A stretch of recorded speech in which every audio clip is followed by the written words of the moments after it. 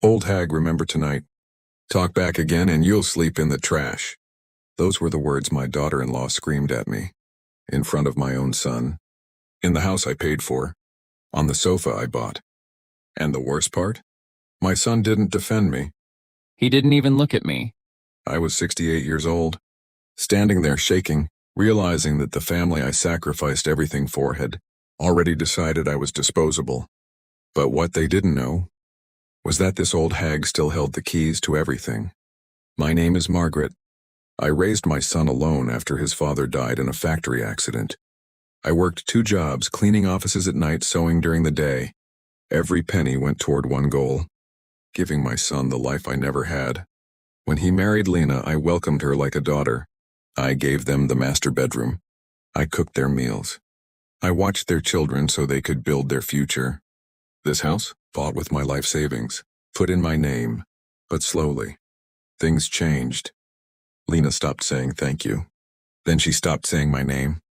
It became, move. Don't touch that. Stay out of our business. My clothes were moved to the basement. My chair at the dining table disappeared. And my son, he kept saying, Mom, don't make a big deal. Just adjust. Adjust to being erased.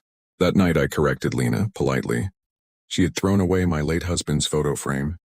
I asked her why. She snapped. Her face twisted with rage and she screamed, Old hag, remember tonight? Talk back again and you'll sleep in the trash. The room went silent. My grandson stared at the floor. My son stood frozen. And then Lena laughed. Who do you think you are? This isn't your house anymore. That's when something inside me broke. I didn't cry. I didn't shout. I went to my small room and locked the door. That night I realized something painful. They weren't waiting for me to leave. They were waiting for me to disappear. But I had made one decision years ago, one decision that would change everything. The next morning I made a call to my lawyer. 2 days later he arrived unannounced. Lena smirked when she saw him, until he said, This property is legally owned by Mrs. Margaret Collins. Not her son, not his wife. Silence. Then he continued. Furthermore, Mrs. Collins has the right to ask any non-owner to vacate immediately. Lena's face turned pale. My son whispered, Mom, what is this? I looked him in the eyes. This is what happens when you forget who built the ground you stand on. I didn't scream. I didn't insult anyone. I simply said, You have 30 days to leave. Lena cried. She begged.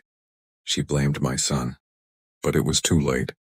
That night, she slept in the same house she once told me I'd sleep in the trash. Only now, she knew she had no power. Today the house is peaceful. I reclaimed my room, my chair, my dignity. I still love my son. But love without respect is just pain in disguise.